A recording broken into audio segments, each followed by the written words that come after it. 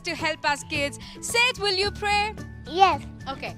Jesus, thank you for this new day, and Jesus, help kids to watch and learn more about your word, please, Jesus. And Jesus, help us also to do the learnings in lockdown program to go well, please, Jesus. And Jesus, my prayer, amen. Amen. And all God's children said, Amen. okay, now that we have prayed, I have something in my mind. Did you know what a landline is? A landline. Yep. Landline. It's just a line on the land. That's called a landline. A line on the land. Okay, do you have any guesses, please? Very quickly.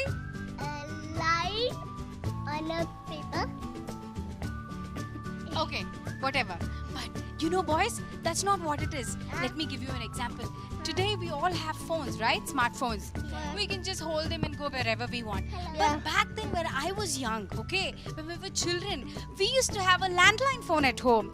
And that thing particularly, you know, it was set in one place. And then if we want to make a call or take a call, you have to go to the phone, pick it up, and then it'll be like, you know, it would be there with a wire. Yeah, there would be numbers in it, and to hold the handle, there would be some wire coiled up. Okay, and that's how we need to make calls and take calls. And by the way, did you know if the phone was ringing like no caller tunes and no dialer calls and no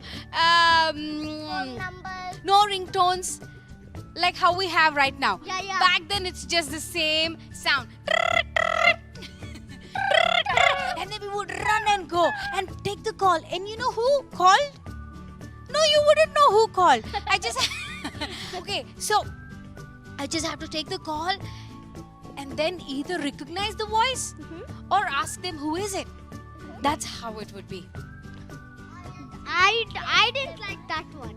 You didn't like that one? No, I just like the normal phone. The normal phone. So then, whenever it's there, we can just go take it and we can move around and do whatever we want. Yeah, I know. These days that's a problem, you know, if And you we have. can put, if we are working, we can put a stand and say hi like this. Oh, okay. But back then, no, all that. But anyways, you know, we even have the true caller, right? It'll tell us who the person is, from where he's calling, and all that details, right? Yeah, but back then, landlines were not smart. We had to be smart to recognize the voice. So why are we talking about voice today? Oh, that's a good question, everybody. Why are we talking about voice? Voice? Because today we're going to look into somebody in the lesson who was the voice, or who heard the voice, or who voiced out. I don't know all the details, but we are going to see somebody and learn something from his life. So are you excited today? Yeah! Better be attentive with both your ears open wide. All right, are you ready, guys? Yes! Okay, so shall we all sing along? Yes! Here we go.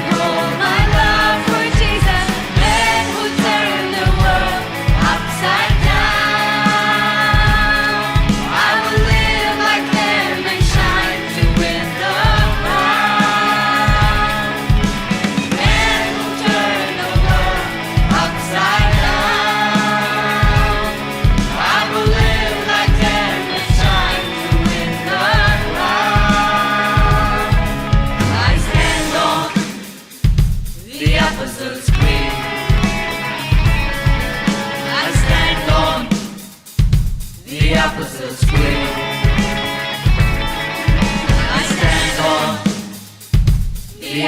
Apostles' Creed.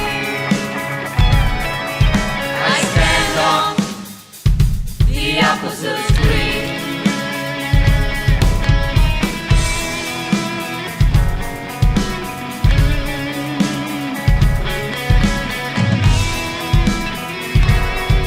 Then I've seen, heard, that's God in flesh.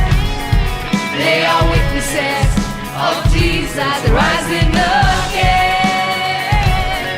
They have seen, they heard, that's God in flesh. They are witnesses of Jesus rising again. Unstoppable, unshakable, no chain could hold their love for Jesus. Unstoppable, unshakable, nothing can hold my love for Jesus. Unstoppable, unshakable, no chain could hold their love for Jesus. Unstoppable, unshakable, nothing can hold my love for Jesus. And who turned the world upside down. I will live like them and shine to win the crown. And who turned the world upside down. I will live like them and shine to win the crown. I stand on the Apostles' Creed. I stand on the Apostles' Creed. I stand on the Apostles' Creed. I stand on the Apostles' Creed.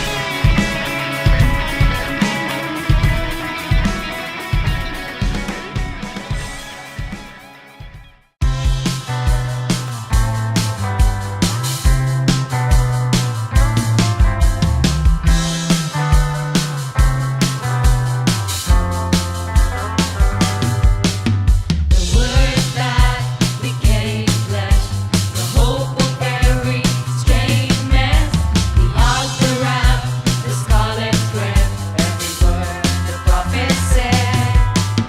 The Word that became flesh, the hope of every strange man, the ark, the ram, the scarlet thread, every word the prophet said. It's all about Jesus, the servant master, compassionate healer, my soul redeemer. I will live like my Savior in word and behavior, reflect His nature, His love, I treasure. It's all about Jesus, the servant master, compassionate healer, my soul redeemer. I will live like my Savior in word and behavior, reflect His nature, His love, I treasure.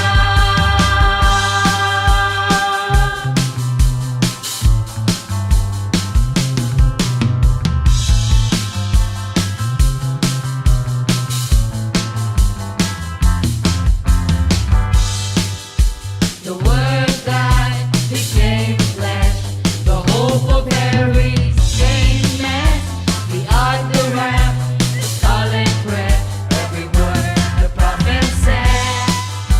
The Word that became flesh, the hope of every strange man, the ark, the ram, the scarlet thread, every word the prophet said.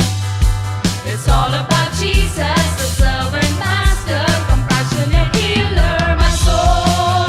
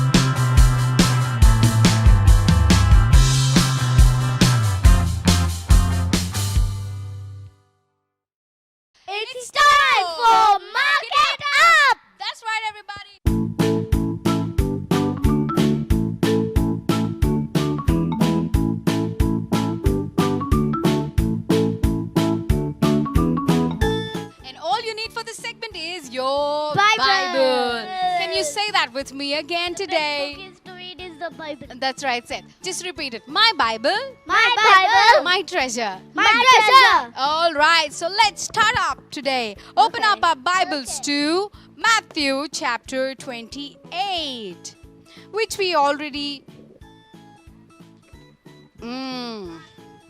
we bookmarked it, yeah. Everybody's on the same page today. Are we happy again? Let's do it. Matthew chapter 28 from verses 17 through 20. 17, 18, 19, 20. Let us all read it together for once. Okay? You can point it with your finger and look through it. Very good, Seth. Let's start. When they saw him, they worshipped him, but some doubted. And Jesus came and spoke to them, saying, All authority has been given to me in heaven and on earth. Go therefore and make disciples of all the nations, baptizing them in the name of the Father and of the Son and of the Holy Spirit, teaching them to observe all things that I have commanded you, and lo, I am with you always, even to the end of the age. Amen. Wow, isn't that a beautiful passage that we just read? Said. Yes. So what does the first verse say? Verse 17. When they, the people there, when they saw him, his disciples. That's right, Seth. It's green. When they saw him, they worshipped him, but some doubted. So let's mark it up with green. You're right. Let's do it. When they saw him, they worshipped him, but some doubted. All right. Are you done? I'm all done. Oh, right. You did a great job. Okay. The next verse from 18, 19, and 20. Who's talking there? Jesus. That's right. That's right. That's right. So it's going to be blue. Come on, let's mark 18, 19, and 20 with blue. As I read it along, please mark it along. Jesus came and spoke to them, saying, Who's speaking? Jesus. He says, All authority has been given to me in heaven and on earth. 19. Go therefore and make disciples of all nations, baptizing them in the name of the Father and of the Son and of the Holy Spirit, teaching them to observe all things that I have commanded you. And lo, I am with you always, even to the end of the age. Good job, everybody. Did you do it with blue? Yes. Tell me, Seth. Blue. That's right. Okay, so we are done with blue. And the last word that we left it there says, read it please, look into it and say. Okay, the last word in my Bible says amen. So you can just mark it with green if you have amen. If you don't, no problem. And that's it. We are all done. Say it. Are we all done? Yes. So our color code today is blue and green. That's right. No. Is it blue and green? It's Yeah. Blue, green. it's green and blue. If you have amen, it's Yesterday. that's right. Say it. So we are All done. Good job, everybody.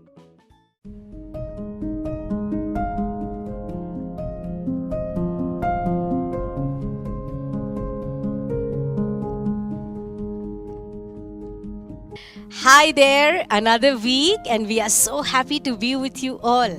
Guys, have you ever been on a road trip? Meaning, have you ever traveled to a faraway place by bike or by car or by bus?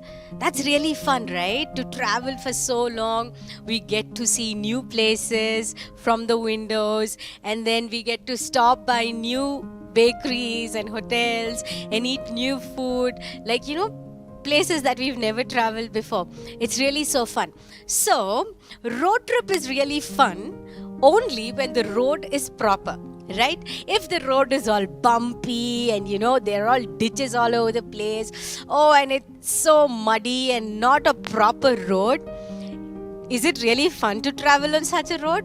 I don't think so. We'll be like, how long do we sit inside the car, or how long do we stay in the bus, and it's hurting and this and that. We keep complaining, right? So if the road is not proper, we cannot travel and enjoy the road trip.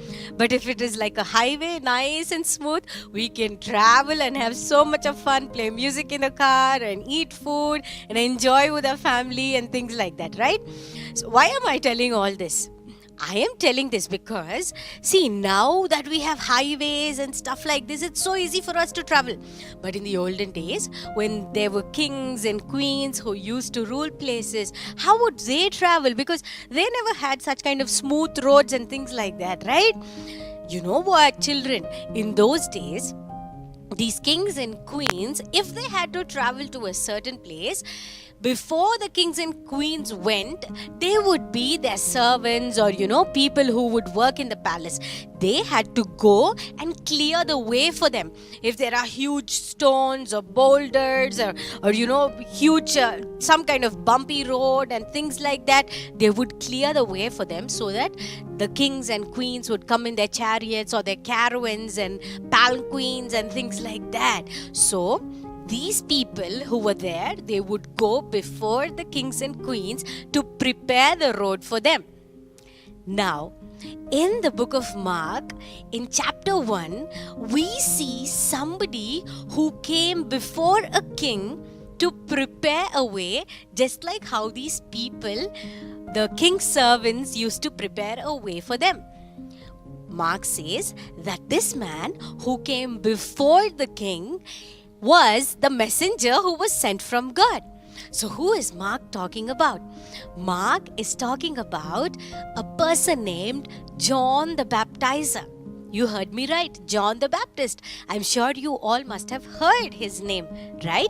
The Bible says, and in the Gospel of Mark, Mark writes in chapter 1 that God has sent his messenger, John the Baptist, to prepare a way before Jesus could come and start his ministry on this earth.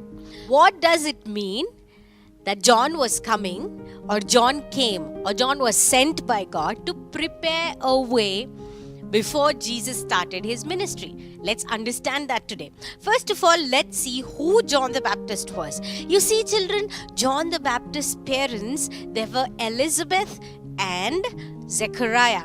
Okay? They were Elizabeth and Zechariah. These two people were really good people. The Bible says in Luke chapter 1, he says that these two people were really righteous people. What does that mean? They were very perfect in the sight of God. They were good. They were not hurting anybody. They were not hating anybody. They were being really good in the sight of God. Okay? But these two people, they were a wife and husband, but they did not have children. They really, maybe they asked God, Lord, please bless us, please give us children. We also want children. And maybe they were feeling like, oh, everybody has children, we don't have children, but it's okay now. And then they kept praying, but then they kept growing old. And we see that Elizabeth and Zechariah were pretty old now. Okay? The angel of the Lord came to Zechariah and he told that, hey, listen, you guys are going to have a baby and you're going to name him John. And these are the certain rules that you have to follow.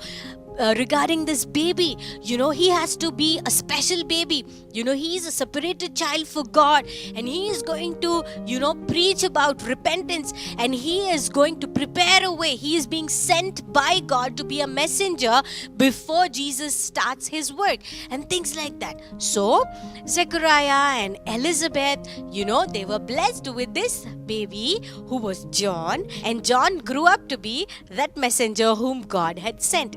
We see a similar story in the book of Judges, children. Do you remember Samson? I'm sure you all know who Samson is, right? Oh, when you remember Samson, maybe you remember a huge person and things like that. You see, children, when Samson was born, before Samson was born, the angel of the Lord came and told his mom and dad also that you are going to have a special size. So we see a similarity between the birth of John the Baptist and Samson. You see, there is something which is same in the birth of Samson and in the birth of John the Baptist which happened, right? You see, children, in the Bible, whenever you find something, whenever you read something, be it a verse, be it a text, be it a passage, anything, children, there is always a parallel which you find, or something which you find similar to that text, or something which you can go back and relate to something. So always remember, children, when somebody says says something to you and they say that this is from the Bible, you better go back and check and try to find something else which matches with whatever you have just read. Okay, so that also proves the accuracy, how perfect our Bible is and how correct our Bible is, and that it has been inspired by God the Holy Spirit. So now, we have this messenger, John the Baptist, who was sent from God. You see, children, I've been telling you since the beginning that John the Baptist was sent to prepare the way before Jesus could come. So what does that mean, preparing a way?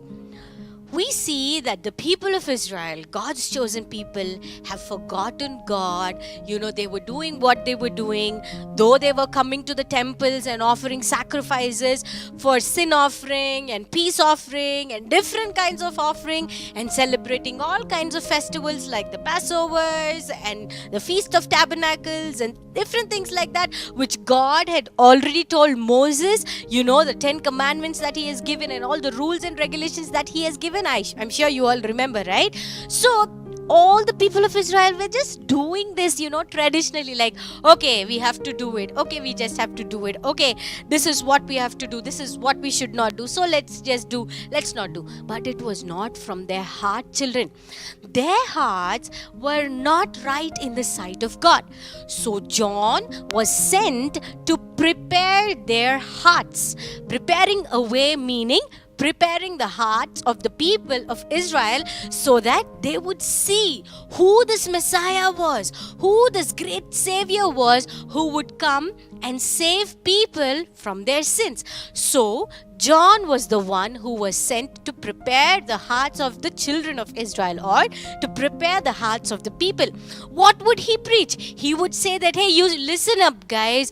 We've been sinning. We've been going away. We have been, doing things which God doesn't like. And, it is time for us to repent. What does repent mean? It is time for us to cry out to God and say, Lord, I am sorry. I know I am a sinner. Please forgive me. I don't want to go back to those ways. So John used to preach the message of repentance and ask people to repent. You see, children, John was not just by his words being a messenger of God, but also by the way he lived. He was proving to be a separated and a really special messenger of God. What does that mean? We see in the Bible that John the Baptist was really strange. Why? Because he was a person who was not living at home with his mom Elizabeth and with his dad Zechariah.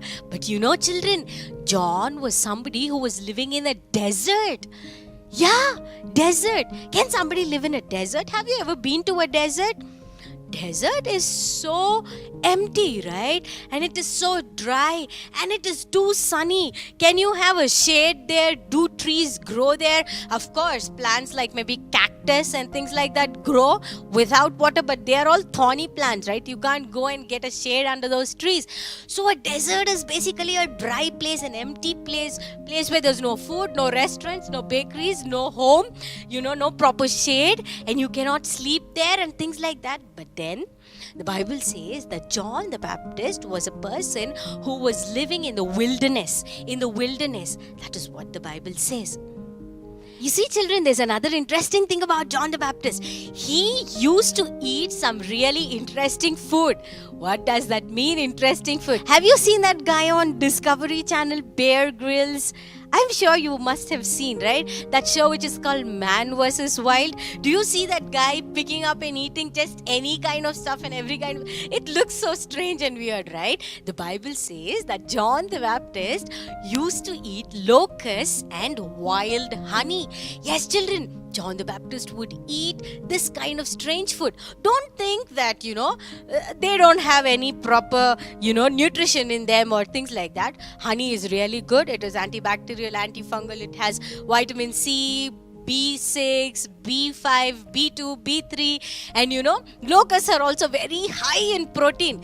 the actually locust is more protein and more rich than chicken. So try eating locust sometime, okay?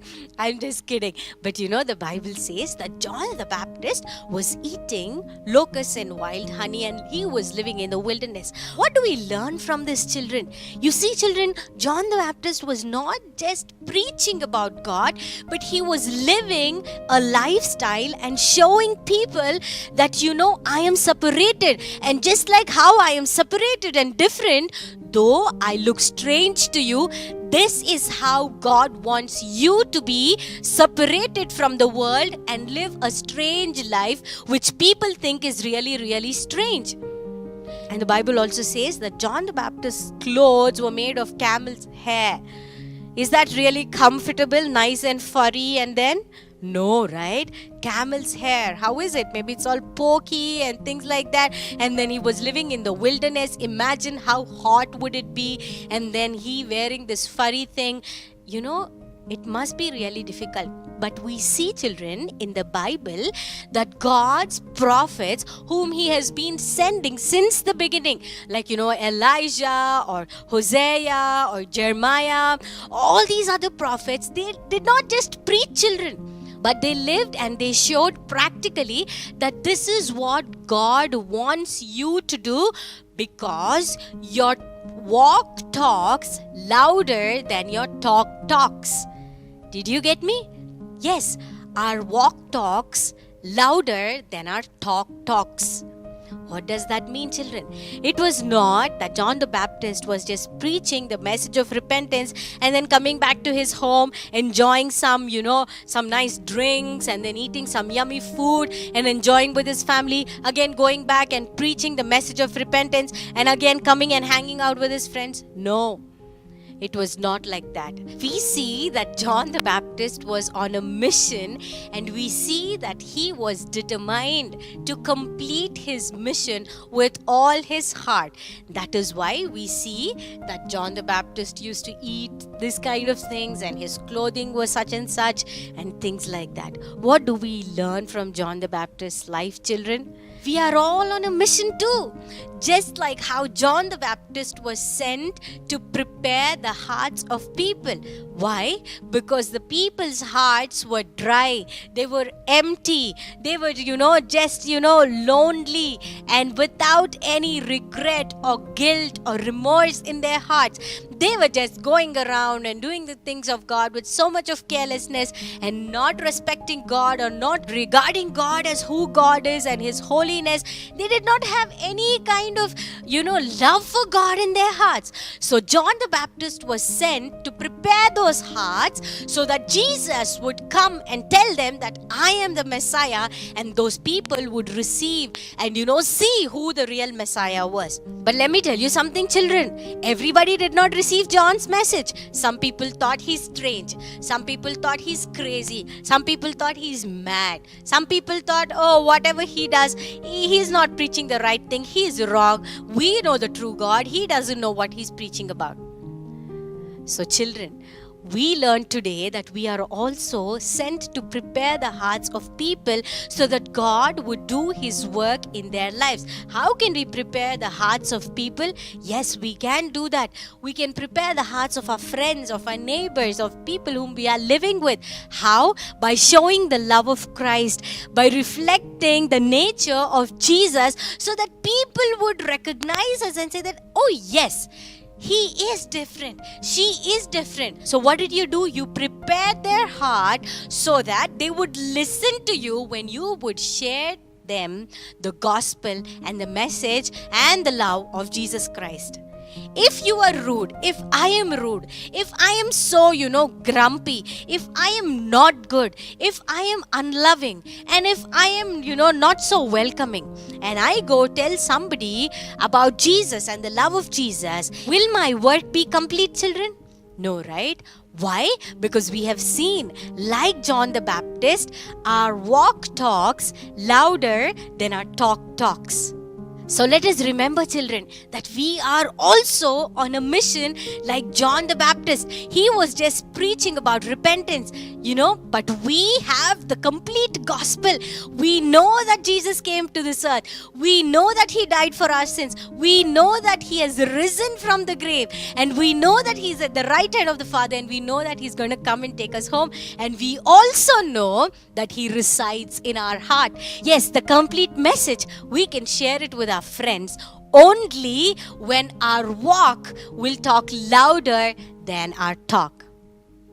Let's think about it, children. See, children, we are living in very strange times, right? We are seeing different kinds of things and hearing some different kinds of strange news all over the place. It's not just about COVID-19, but we are hearing about different kinds of things, right? In these times, children, we are that voice, just like the voice of John the Baptist in the wilderness.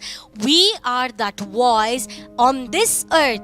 We are the voice who needs to come out and tell people that Jesus loves them and that this earth is going to come to an end and that there is hope and assurance for each one of us because Jesus is going to come and take us home and we can be with Him forever. Shall we remember that we are also like John the Baptist? And shall we remember that we are God's voice on this earth now? And let us remember that our walk talks louder than our talk talks.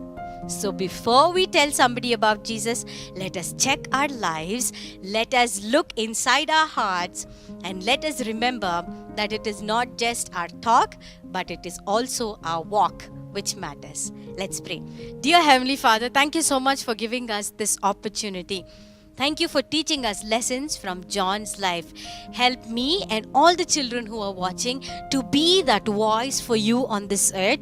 And also help our walk with you talk louder than our words and what we preach. Please be with us and help us. Unless you help us, we can do nothing. Please be with us. In Jesus' name we pray. Amen.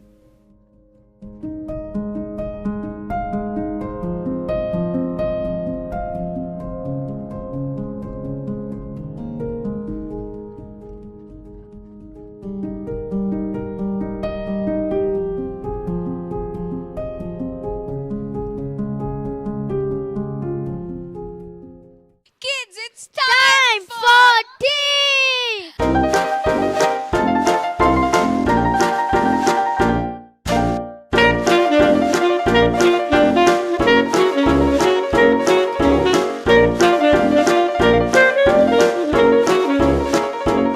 I'm sure you're happy and excited to note down all that we just learned. So open up your notebooks, journals, and all, whatever you have it. And let's open them up and write down today's date and lesson. Lesson 4. Okay, so the first T stands for... Title. Thank you. Write down the title. And what's the title for today's lesson? It is... What did we talk? It's voice. Yeah, that's right. The voice. Write down. The voice. It's very simple and short. Such a beautiful title it is. So short. I'm done. Okay, and the second T stands for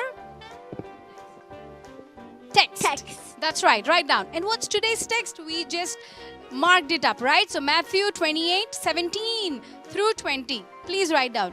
Matthew 28. The spelling is on the screen. 17 through 20.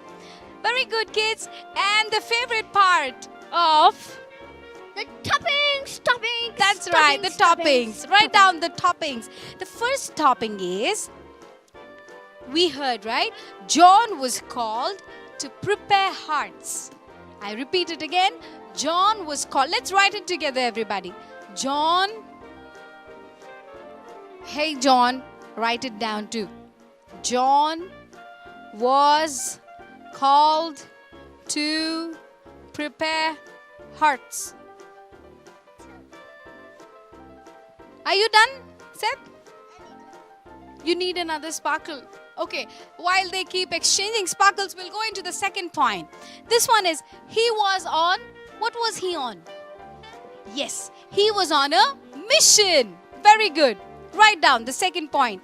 The second topping. He was on a mission. That's it. You did a great job, kids. The last one is truth. Truth learned. And what's the truth you learned today? Please think and write it down.